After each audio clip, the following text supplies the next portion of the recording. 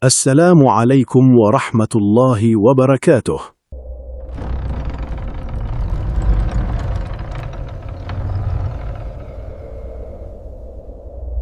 Selamat datang di channel Lawang Sewu, tempat di mana kisah-kisah gelap, rahasia yang disembunyikan, dan teror dari dunia tak kasat mata akan menemani malam kalian. Di luar sana, mungkin banyak orang menganggap santet, pesugihan, dan ilmu gaib hanyalah cerita lama yang dibuat untuk menakut-nakuti. Tapi bagi sebagian orang, semua itu nyata. Nyata dalam bisikan malam, nyata dalam mimpi buruk yang datang berulang, dan nyata dalam tragedi yang sulit dijelaskan dengan logika manusia. Di channel ini, kita akan menyelami kisah-kisah horor penuh misteri tentang orang-orang yang nekat membuat perjanjian dengan kekuatan gelap demi kekayaan, tentang santet yang dikirim karena dendam dan iri hati, tentang rumah-rumah tua yang menyimpan rahasia kelam, serta pengalaman nyata yang meninggalkan trauma seumur hidup bagi mereka yang mengalaminya. Namun, ingat, apa yang kalian dengar di sini bukan sekedar hiburan, karena ada beberapa pintu yang seharusnya tidak pernah dibuka, ada nama yang sebaiknya tidak disebut, dan ada tempat-tempat tertentu yang masih menyimpan energi mengerikan hingga hari ini. Jadi, sebelum cerita dimulai, pastikan kalian menonton di tempat yang aman. Matikan lampu jika berani. Gunakan headset dan dengarkan setiap detailnya baik-baik. Karena bisa jadi, saat kalian mendengar cerita ini, ada sesuatu yang juga sedang memperhatikan dari balik kegelapan. Saya akan menemani kalian malam ini, membuka lembar demi lembar kisah menyeramkan yang sulit dipercaya, namun benar-benar terjadi. Inilah Lawang Sewu, gerbang menuju kisah horor, santet, ilmu gaib, dan pesugihan paling mencekam. Namaku Tarmudi. Sampai hari ini aku masih mengingat jelas malam ketika pertama kali aku menginjakkan kaki di Gunung Selatan. Tempat yang membuat hidupku berubah selamanya. Malam itu, angin turun dari lereng gunung membawa bau tanah basah, bercampur anyir seperti darah lama yang mengering. Langit gelap tanpa bintang. Sementara jalan setapak menuju desa hanya diterangi lampu minyak yang kubawa sejak turun dari angkot terakhir. Aku sebenarnya tidak pernah ingin datang ke tempat itu. Tapi 3 hari sebelumnya, Kiai Hasan memanggilku ke dalam pesantren setelah sholat Isya. Wajah beliau terlihat jauh lebih serius dibanding biasanya. Tarmudi, ada tempat yang harus kau datangi, ucap beliau pelan. Aku menunduk hormat. Di mana, Yai? Gunung Selatan. Begitu nama itu disebut, beberapa santri yang berada di serambi langsung saling berpandangan. Ada yang mendadak diam, ada pula yang terlihat ketakutan. Aku sendiri pernah mendengar cerita tentang daerah itu. Sebuah desa terpencil di kaki gunung yang terkenal karena padepokan tua peninggalan seorang pertapa ilmu hitam. Kau jangan menolak sebelum mendengar semuanya, kata Kiai Hasan lagi, seolah tahu isi pikiranku. Aku mengangguk perlahan. Sudah 3 warga hilang dalam 2 bulan terakhir. Mereka terakhir terlihat di sekitar padepokan. Warga di sana percaya ada jin ular yang kembali bangkit. Aku sempat terdiam. Kenapa harus saya, Yai? Beliau menatapku dalam-dalam. Karena kau pernah menghadapi gangguan seperti ini sebelumnya. Dan ada sesuatu di Gunung Selatan yang mulai bergerak lagi.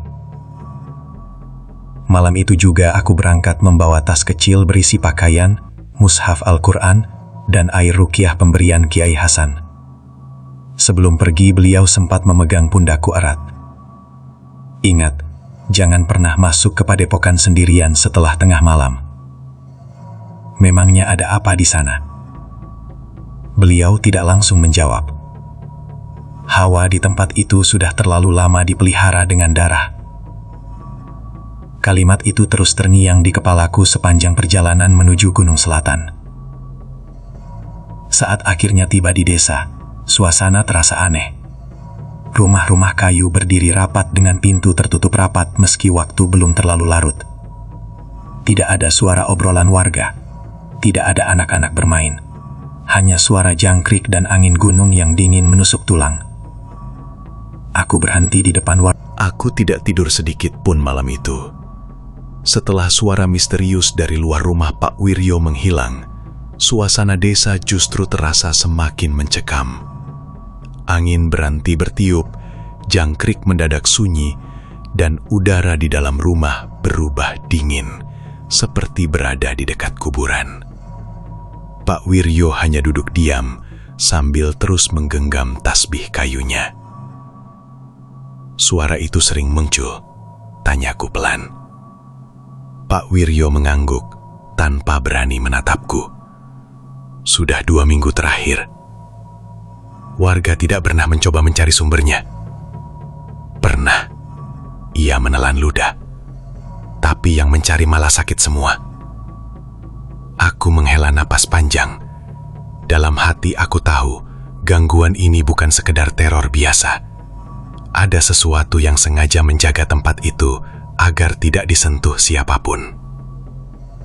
Menjelang subuh, aku akhirnya memutuskan pergi ke Padepokan.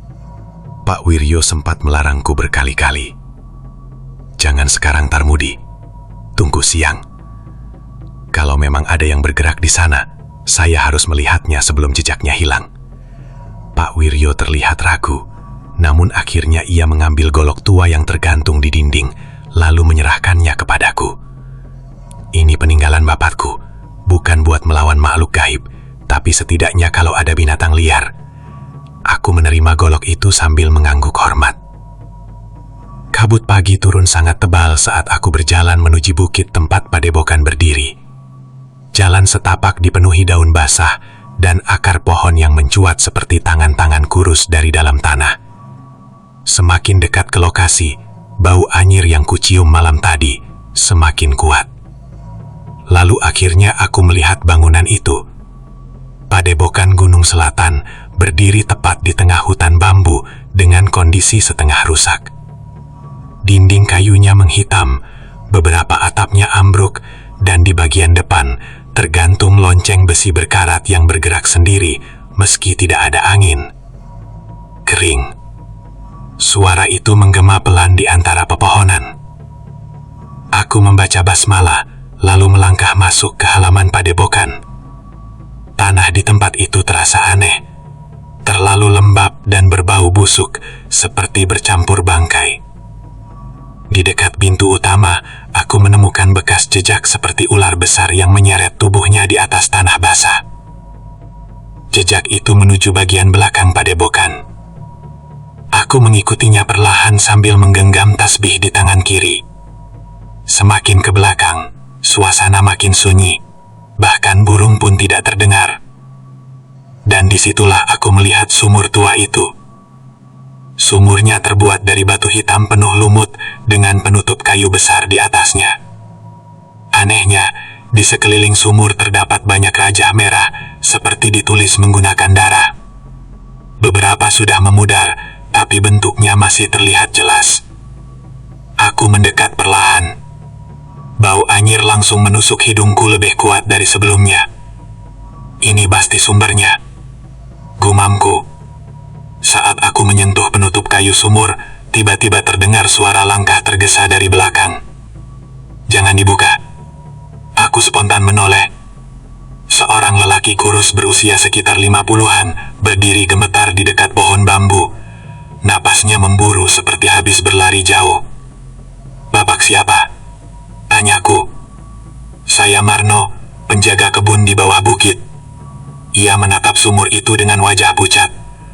Jangan sentuh sumur itu kalau masih ingin selamat. Aku menatap kembali sumur tua di depanku. Apa yang sebenarnya ada di dalam sini? Marno terdiam beberapa saat sebelum menjawab lirih. Dulu pertapa Padepokan memakai memakai sumur itu untuk ritual pemanggilan. Pemanggilan apa? Aku tidak tahu bagaimana aku dan Marno bisa keluar dari halaman padepokan hari itu. Yang kuingat hanya suara desisan panjang yang terus mengikuti kami sampai turun ke kaki bukit. Bahkan ketika matahari mulai naik, hawa dingin dari sumur tua itu masih terasa menempel di kulitku, seperti tangan basah yang tidak mau lepas. Marno berjalan terpincang sambil terus melafalkan istighfar. Wajahnya pucat, seperti orang yang baru melihat kematian di depan mata. Itu pertama kalinya saya melihat matanya lagi, ucapnya lirih. Aku menoleh ke badannya. Lagi? Ia langsung diam, seolah menyesali perkataannya sendiri. Kami berhenti di sebuah gubuk kecil dekat ladang jagung miliknya. Aku meminta air minum sambil mencoba menenangkan pikiranku. Apa yang kulihat di dalam sumur tadi jelas bukan tipu mata. Ada makhluk yang benar-benar tinggal di sana. Dan makhluk itu mengetahui namaku. Marno duduk di lantai bambu dengan tangan gemetar. Aku bisa melihat ketakutan besar di matanya setiap kali suara angin dari arah bukit terdengar. Pak Marno, kataku pelan, saya harus tahu semuanya kalau ingin menghentikan ini. Ia menunduk lama sebelum akhirnya berbicara. Dulu, padepokan itu milik seorang pertapa bernama Ki Sabrang. Nama itu langsung membuat suasana terasa lebih berat. Orang sakti, tanyaku. Marno tertawa hambar. Awalnya begitu, tapi lama-lama dia berubah. Aku mendengarkan tanpa memotong sedikit pun. Puluhan tahun lalu, Ki Sabrang datang ke Gunung Selatan sebagai tabib. Banyak warga percaya padanya karena ia bisa menyembuhkan penyakit aneh. Tapi setelah beberapa tahun, ia mulai meminta syarat aneh untuk setiap pengobatan. Syarat apa? Darah. Aku terdiam. Marno melanjutkan dengan suara makin pelan. Awalnya darah ayam, lalu kambing, sampai akhirnya manusia. Angin sore mendadak bertiup melewati celah dinding gubuk. Aku merasakan bulu kudukku berdiri berlahan. Warga membiarkannya. Tidak ada yang berani melawan. Orang-orang yang menentangnya selalu mati mendadak. Aku mengepalkan tangan pelan.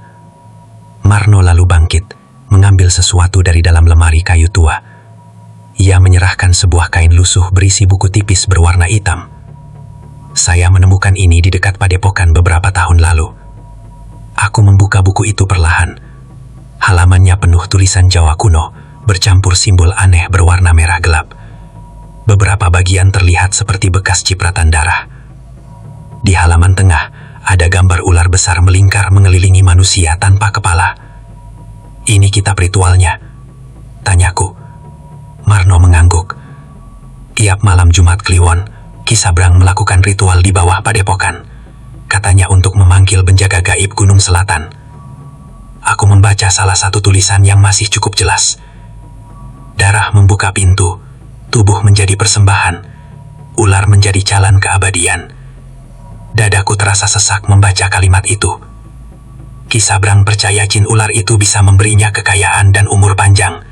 Lanjut Marno, tapi syaratnya harus terus diberi makan. Makan korban manusia. Marno tidak menjawab, tapi matanya sudah cukup memberi jawaban. Aku menutup buku itu perlahan. Lalu apa yang terjadi pada Ki Sabrang? Wajah Marno mendadak berubah tegang. Dia hilang. Hilang. Satu malam padepokannya terbakar sebagian. Warga mendengar suara jeritan panjang dari bawah tanah. Besok paginya Ki Sabrang lenyap tanpa jejak. Aku mulai memahami kenapa tempat itu terasa begitu kotor secara gaib. Ritual yang dilakukan bertahun-tahun telah membuat jin itu semakin kuat. Tapi kalau Ki Sabrang sudah hilang, kenapa gangguan ini baru muncul lagi sekarang? Marno mengusap wajahnya pelan sebelum menjawab. Karena ada yang mencoba membangunkannya lagi. Kalimat itu langsung membuatku menatap tajam. Siapa? Belum sempat ia menjawab, suara ketukan keras tiba-tiba terdengar dari pintu gubuk. Tok, tok, tok. Malam itu aku tidak kembali ke rumah Pak Wiryo. Setelah melihat asap hitam muncul dari arah padepokan, dan menemukan kepala kambing penuh simbol ritual di depan gubuk Marno, aku sadar satu hal. Seseorang memang sedang melanjutkan ritual lama Ki Sabrang. Dan kalau aku terlambat menghentikannya, korban berikutnya pasti segera jatuh. Aku duduk sendirian di surau kecil dekat kebun sambil membaca Al-Quran sampai tengah malam. Namun semakin lama, pikiranku justru semakin gelisah. Suara desisan dari sumur tua terus terngiang di kepalaku, seperti sengaja memanggilku kembali ke sana. Saat jarum jam mendekati pukul 1 malam, Marno datang tergesa dengan wajah pucat. Termudi, ada yang melihat cahaya merah di padepokan. Aku langsung berdiri. Siapa yang melihat? Anak-anak ronda di ujung desa. Mereka dengar suara gamelan juga. Dadaku terasa berat. Ritual itu pasti sedang dilakukan sekarang. Marno memegang lenganku erat. Jangan pergi sendiri. Tapi kalau dibiarkan, makhluk itu akan semakin kuat. Ia terdiam beberapa detik, lalu akhirnya mengambil obor dan golok panjang dari sudut surau. Saya ikut. Kabut turun sangat tebal saat kami berjalan menuju bukit. Jalan setapak yang siang tadi terlihat jelas, kini berubah seperti lorong gelap tanpa ujung. Pohon-pohon bambu bergoyang pelan sambil mengeluarkan suara berdecit yang membuat tengkuku dingin. Krik, krik. Semakin dekat ke padepokan, bau anyir darah makin terasa menusuk hidung. Dan benar saja, dari celah-celah dinding padepokan terlihat cahaya merah berbendar samar seperti api dari dalam tanah. Marno berhenti melangkah. Dulu Ki Sabrang juga memakai cahaya seperti itu saat ritual, bisiknya. Aku mengangguk pelan, lalu membaca basmalah sebelum masuk ke halaman padepokan. Suasana malam itu jauh lebih mengerikan dibanding sebelumnya. Angin terasa panas, tanah di sekitar bangunan basah seperti habis diguyur darah. Dan suara gamelan samar benar-benar terdengar dari dalam padepokan. Dung, dung, dung. Irama lambat dan menyeramkan. Kami melangkah masuk ke ruangan utama. Debu berterbangan di mana-mana. Namun di tengah ruangan terdapat jejak kaki baru menuju sebuah lemari kayu besar di sudut dinding. Aku mendekatinya perlahan. Saat ku sentuh lemari itu, terdengar suara kosong dari balik dinding. Tok, tok. Seperti ada ruangan tersembunyi di belakangnya. Bantu saya dorong, kataku. Marno terlihat ragu, tapi akhirnya membantu. Lemari tua itu bergeser perlahan sambil mengeluarkan suara gesekan keras. Dan di baliknya, ada pintu batu sempit mengarah ke bawah tanah. Bau busuk langsung menyembur keluar dari lorong itu. Marno mundur beberapa langkah sambil menutup hidung. Ya Allah. Aku mengangkat obor mendekati pintu batu itu. Di dinding lorong terdapat simbol-simbol merah yang sama seperti di kitab Ki Sabrang. Ini tempat ritualnya, gumamku. Tangga batu di dalam lorong terlihat lembab dan dipenuhi lumpur hitam. Aku melangkah turun perlahan, sementara suara gamelan semakin jelas terdengar dari bawah. Dung, dung, dung. Namun di sela suara itu ada bunyi lain. Suara gesekan panjang. Ser, ser. Seperti tubuh besar merayap di tanah. Marno mulai gemetar di belakangku. Termudi, saya tidak enak. Aku menoleh sebentar. Kalau takut tunggu di atas. Ia menggiring cepat. Tidak, saya ikut.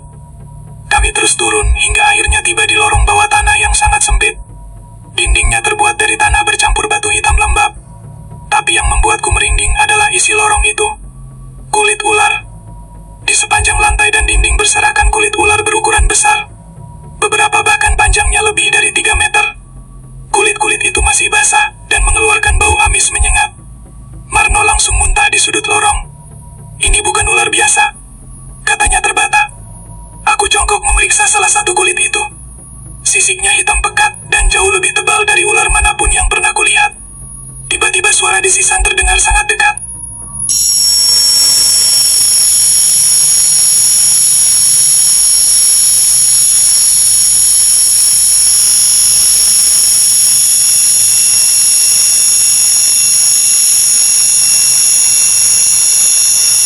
Malam itu aku tidak kembali ke rumah Pak Wiryo.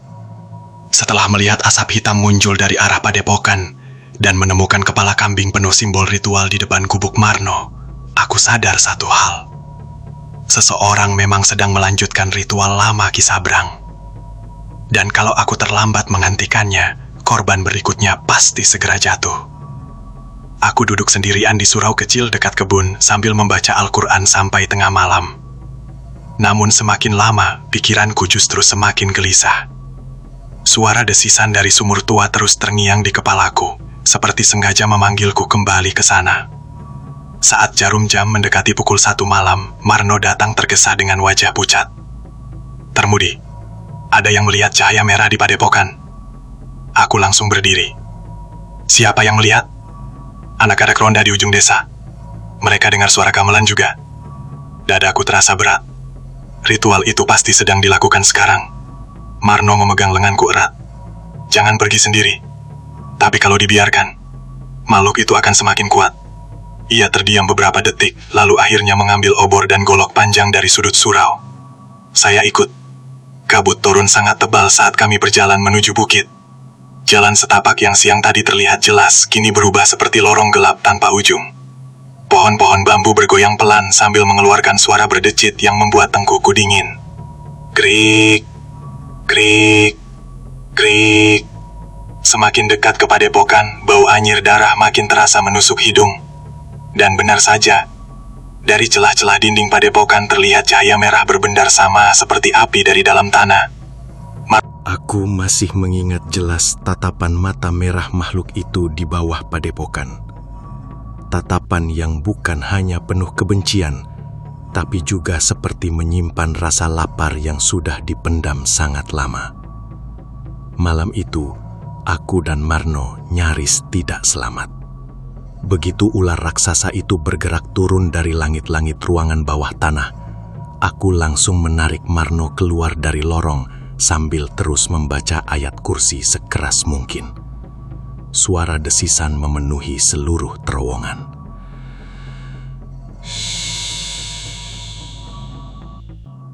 Tanah bergetar hebat. Batu-batu kecil berjatuhan dari atas lorong, sementara suara gesekan tubuh besar terus mengejar dari belakang. "Cepat, Pak!" teriakku. Marno hampir jatuh berkali-kali karena ketakutan. Nafasnya tersengal sampai wajahnya pucat seperti mayat.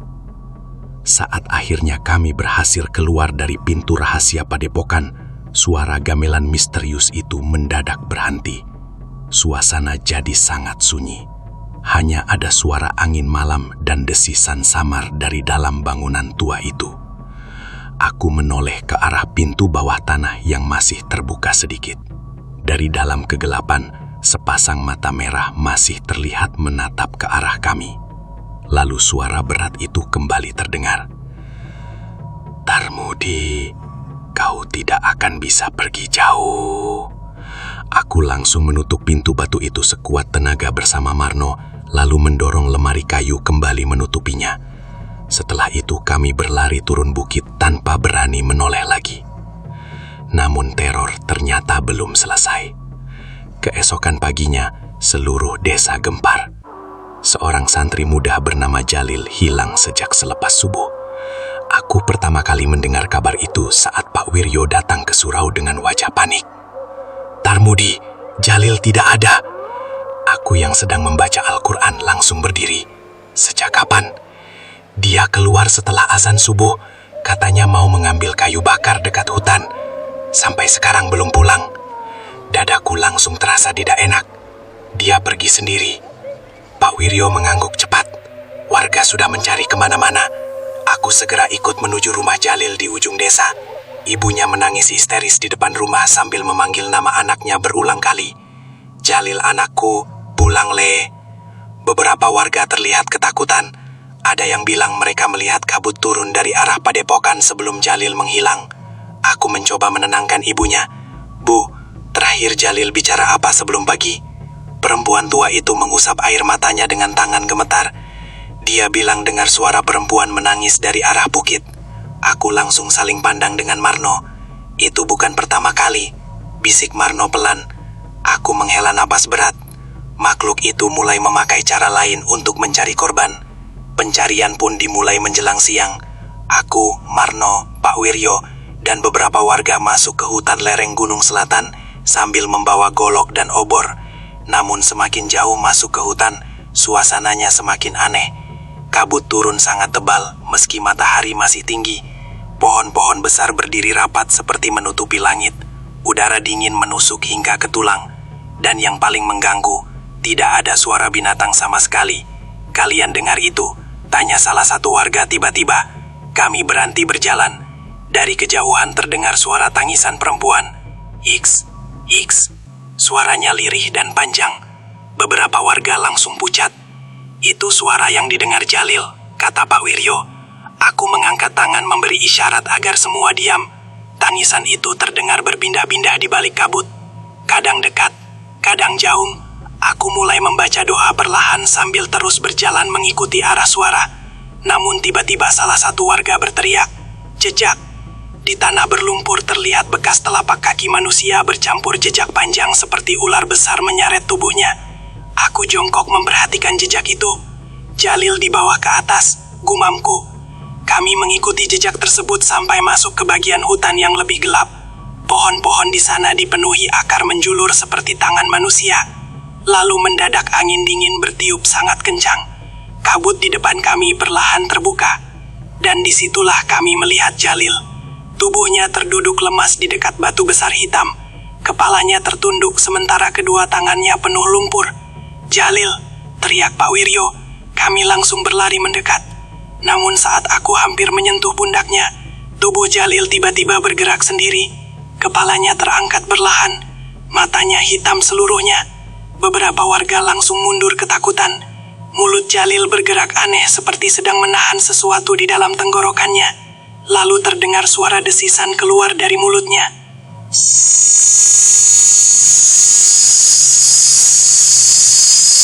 Setelah Jalil ditemukan di tengah hutan, keadaan desa berubah semakin kacau. Tidak ada lagi warga yang berani keluar rumah setelah maghrib. Pintu-pintu ditutup rapat, lampu dipadamkan lebih awal. Bahkan suara anak-anak sudah tidak terdengar sejak sore hari. Desa di kaki Gunung Selatan itu seperti berubah menjadi kampung mati yang dipenuhi ketakutan. Aku sendiri mulai menyadari bahwa jin ular itu tidak lagi bersembunyi di padepokan. Makhluk itu sudah mulai masuk ke permukiman warga. Malam pertama setelah Jalil sadar, aku berjaga di rumah Pak Wiryo bersama beberapa pemuda desa. Jalil masih demam tinggi sambil terus mengigau tentang perempuan berekor ular yang memanggil namanya dari balik kabut. "Tolong jangan biarkan dia masuk," katanya dengan suara lemah. Aku duduk di dekatnya sambil membacakan ayat ruqyah perlahan. "Dia tidak akan bisa masuk kalau kamu terus mengingat Allah." Namun baru beberapa menit suasana tenang, tiba-tiba terdengar suara ayam berkokok keras dari luar rumah. "Kukuruyuk!" Suara itu terdengar aneh, serak dan panjang seperti sedang dicekik. Salah satu pemuda bernama Karim langsung menoleh ke arah jendela. "Itu ayam saya." Belum sempat ia berdiri, suara ayam itu mendadak berhenti disusul suara benda jatuh. Brak! Kami semua langsung keluar rumah membawa obor. Dan pemandangan di halaman membuat beberapa warga muntah seketika. Ayam-ayam milik Karim mati berserakan dengan tubuh hancur seperti diremas sesuatu yang sangat besar. Darah memenuhi tanah, sementara kandang kayu di belakang rumah rusak seperti dihantam benda berat. Namun yang paling mengerikan, di tengah halaman terdapat bekas jejak melingkar besar seperti ular raksasa baru saja bergerak menitari rumah. Karim gemetar hebat. "Ya Allah!" Aku jongkok memeriksa salah satu bangkai ayam. Tubuhnya penuh lendir hitam berbau busuk. Marno yang berdiri di belakangku langsung mundur. "Itu lendir makhluk bawah padepokan." Aku berdiri perlahan sambil membaca doa dalam hati. Jin itu mulai menunjukkan kekuatannya secara terang-terangan. Dan teror tidak berhenti di situ. Keesokan harinya seorang anak kecil mendadak kerasukan saat sedang bermain di dekat sawah. Tubuhnya mendadak kaku lalu merayap di tanah seperti ular sambil mengeluarkan suara. Malam Jumat Kliwon akhirnya tiba. Sejak sore, langit di atas gunung selatan sudah berubah merah gelap seperti pertanda buruk. Angin bertiup kencang, membawa bau anyir yang semakin kuat dari arah padepokan. Bahkan sebelum malam turun, warga sudah menutup rumah masing-masing dan tidak ada seorang pun berani keluar. Aku duduk di surau kecil bersama Marno, Pakwiryo, Jalil, dan 5 pemuda desa yang memaksa ikut membantuku. Wajah mereka tegang semua. Tidak ada yang banyak bicara. Di depanku tergeletak beberapa botol air ruqyah, garam kasar, dan mushaf Al-Quran yang sejak tadi kubaca tanpa berhenti. Pakwiryo memecah kesunyian dengan suara pelan. Termudi, kalau nanti terjadi sesuatu, selamatkan warga dulu. Aku menggeleng perlahan. Kalau jin itu tidak dihentikan malam ini, desa ini tidak akan pernah tenang lagi. Jalil yang masih terlihat lemah menatapku dengan mata cemas. Saya ikut. Kamu tinggal di sini, jawabku tegas. Tapi saya tahu lorong bawah tanah itu. Aku menatapnya lama. Bekas lilitan hitam di lehernya memang sudah mulai memudar. Tapi matanya masih menyimpan ketakutan besar. Kalau keadaan memburuk, jangan paksa diri. Ia mengangguk pelan. Menjelang tengah malam, aku tidak tahu bagaimana aku dan Marno bisa keluar dari halaman padepokan hari itu. Yang kuingat hanya suara desisan panjang yang terus mengikuti kami sampai turun ke kaki bukit. Bahkan ketika matahari mulai naik, hawa dingin dari sumur tua itu masih terasa menempel di kulitku, seperti tangan basah yang tidak mau lepas.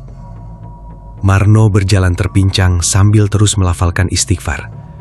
Wajahnya pucat, seperti orang yang baru melihat kematian di depan mata. Itu pertama kalinya saya melihat matanya lagi, ucapnya lirih. Aku menoleh kepadanya. Lagi, ia langsung diam, seolah menyesali perkataannya sendiri. Kami berhenti di sebuah gubuk kecil dekat ladang jagung miliknya. Aku meminta air minum sambil mencoba menenangkan pikiranku. Apa yang kulihat di dalam sumur tadi jelas bukan tipu mata. Ada makhluk yang benar-benar tinggal di sana. Dan makhluk itu mengetahui namaku. Marno duduk di lantai bambu dengan tangan gemetar. Aku bisa melihat ketakutan besar di matanya setiap kali suara angin dari arah bukit terdengar. Pak Marno, kataku pelan, saya harus tahu semuanya kalau ingin menghentikan ini. Ia menunduk lama sebelum akhirnya berbicara. Dulu, padepokan itu milik seorang pertapa bernama Ki Sabrang. Nama itu langsung membuat suasana terasa lebih berat. Orang sakti, tanyaku. Marno tertawa hambar. Awalnya begitu, tapi lama-lama dia berubah. Aku mendengarkan tanpa memotong sedikit pun. Puluhan tahun lalu, Ki Sabrang datang ke Gunung Selatan sebagai tabib. Banyak warga percaya padanya, karena ia bisa menyembuhkan penyakit aneh. Tapi setelah beberapa tahun, ia mulai meminta syarat aneh untuk setiap pengobatan. Syarat apa? Darah. Aku terdiam. Marno melanjutkan dengan suara makin pelan. Awalnya darah ayam, lalu kambing, sampai akhirnya manusia. Angin sore mendadak bertiup melewati celah dinding gubuk. Aku merasakan bulu kudukku berdiri berlahan. Warga membiarkannya. Tidak ada yang berani melawan. Orang-orang yang menentangnya selalu mati mendadak. Aku mengepalkan tangan pelan. Marno lalu bangkit, mengambil sesuatu dari dalam lemari kayu tua. Ia menyerahkan sebuah kain lusuh berisi buku tipis berwarna hitam. Saya menemukan ini di dekat padepokan beberapa tahun lalu. Aku membuka buku itu perlahan. Halamannya penuh tulisan Jawa kuno, bercampur simbol aneh berwarna merah gelap. Beberapa bagian terlihat seperti bekas cipratan darah. Di halaman tengah, ada gambar ular besar melingkar mengelilingi manusia tanpa kepala. "Ini kitab ritualnya?" tanyaku. Marno mengangguk.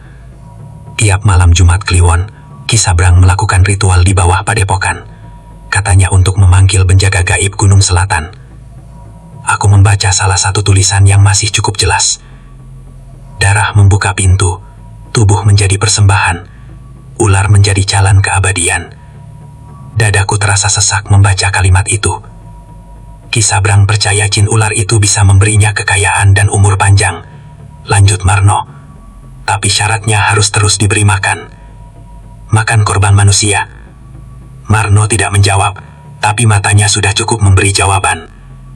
Aku menutup buku itu perlahan. Lalu apa yang terjadi pada Ki Sabrang? Wajah Marno mendadak berubah tegang. Dia hilang. Hilang. Satu malam padepokannya terbakar sebagian. Warga mendengar suara jeritan panjang dari bawah tanah. Besok paginya Ki Sabrang lenyap tanpa jejak. Aku mulai memahami kenapa tempat itu terasa begitu kotor secara gaib. Ritual yang dilakukan bertahun-tahun telah membuat jin itu semakin kuat. Tapi kalau Ki Sabrang sudah hilang, kenapa gangguan ini baru muncul lagi sekarang? Marno mengusap wajahnya pelan sebelum menjawab. Karena ada yang mencoba membangunkannya lagi.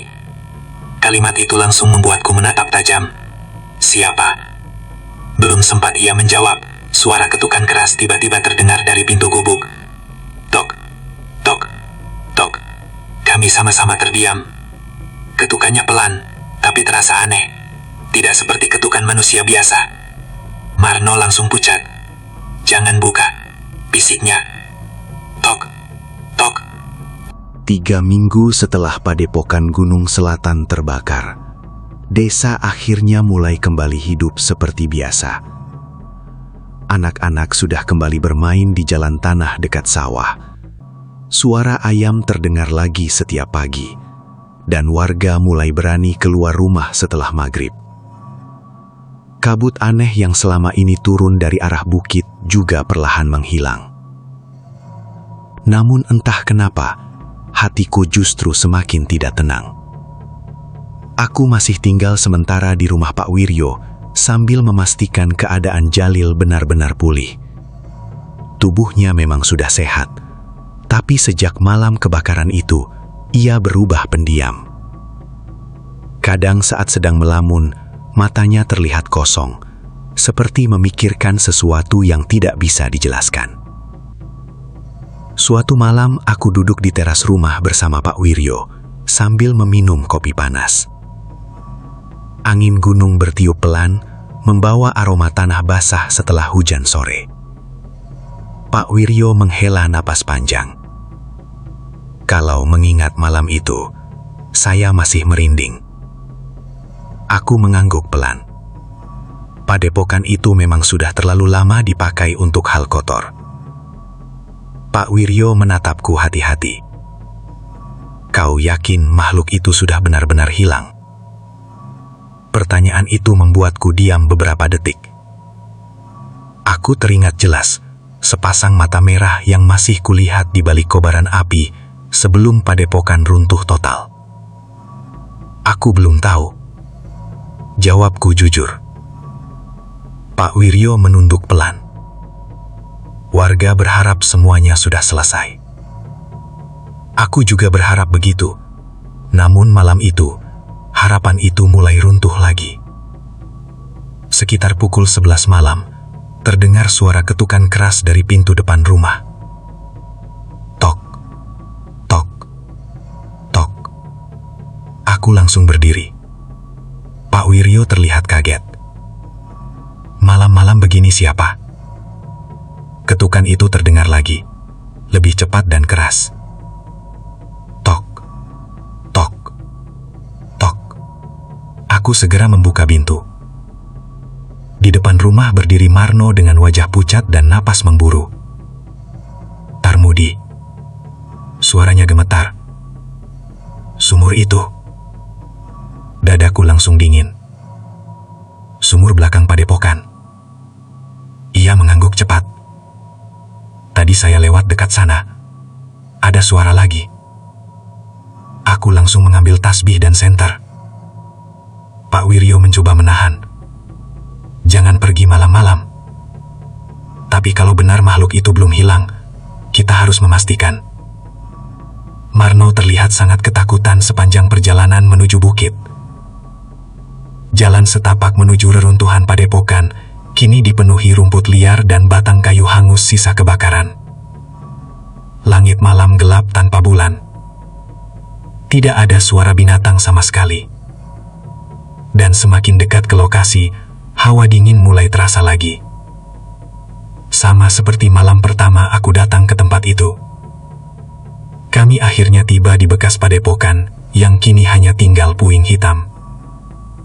Bau kayu terbakar masih terasa samar, bercampur aroma anyir yang mulai ku kenal dengan baik.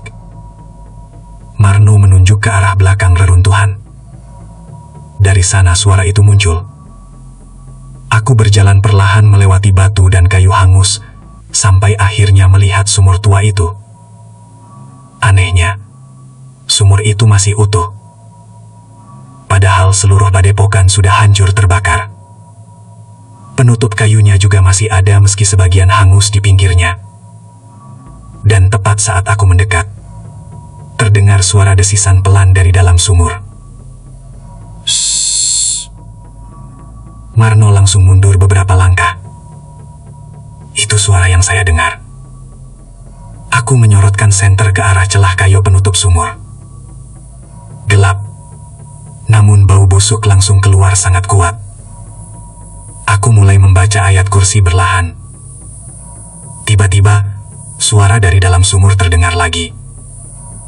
Tarmudi. Tubuhku langsung membeku.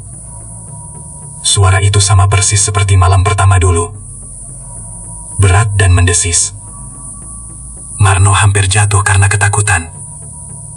Ya Allah. Aku mencoba tetap tenang, meski jantungku berdetak keras. Kau belum pergi? Tanyaku tegas. Beberapa detik suasana sunyi. Lalu terdengar suara tawa panjang dari dasar sumur. Suara tawanya bercampur gema air dan desisan ular. Kalian hanya menghancurkan rumahku, bukan diriku. Angin dingin mendadak berputar di sekitar sumur. Rumput-rumput liar bergerak sendiri, meski udara sebenarnya diam. Aku berkeras bacaan doa. Namun penutup kayu sumur mulai bergerak pelan. Krek. Marno berteriak panik. Tarmudi, jangan dekat-dekat. Tapi aku tetap berdiri di depan sumur, sambil membaca ayat Al-Quran lebih keras. Dan perlahan, cairan hitam mulai merembes keluar dari sela-sela kayu. Bau darah segar menyebar ke seluruh reruntuhan. Lalu terdengar suara gesekan berat dari bawah. Serat. Serat. Seperti tubuh besar sedang naik berlahan dari kedalaman sumur. Aku menggenggam tasbih semakin erat.